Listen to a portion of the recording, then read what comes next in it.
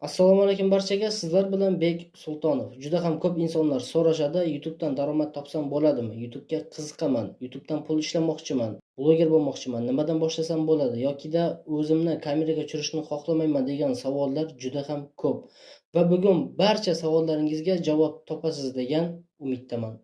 Masalan, aynan shu YouTube kanalda kamerada o'zini ko'rsatmasdan kontent yaratib, deyarli 3 millionga yaqin obuna to'plagan. Va ushbu YouTube kanali 2016-yilda registratsiya qilingan, ya'ni 2016-yilda ochilgan kanal. Ko'rib turganimizdek, o'zini ekranda ko'rsatmasdan 3 millionga yaqin obunachi to'plagan va aytib o'taman, YouTube'da 3 million obunachi bilan siz yaxshigina daromad topa olasiz. YouTube bu yo'nalish bilan har kim shug'ullansa bo'ladi. Qayerda, qaysi davlatda bo'lishingiz muhim emas. YouTube orqali hamma daromad qilsa, pul topsa bo'ladi.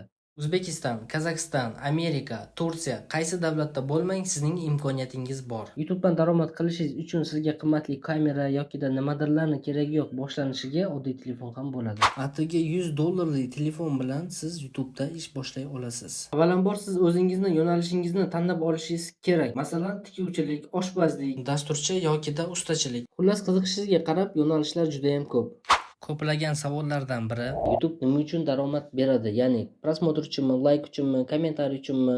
Xo'p, deylik siz shaxsiy brend yaratdingiz, Mercedes-Benz yokida Rolex, Coca-Cola va siz o'zingiz yaratgan shaxsiy brendingizni butun dunyo tanishi uchun, brendingizda yaxshi savdo bo'lishi uchun albatta reklama kerak. Va shu brend kompaniya sohiblari YouTube'ga reklama uchun pul to'lashadi va shu puldan ma'lum miqdorini YouTube o'ziga olib qolsa, qolgan mablag'ni biz YouTube avtorlarga berishadi prosmotr monetizatsiya orqali.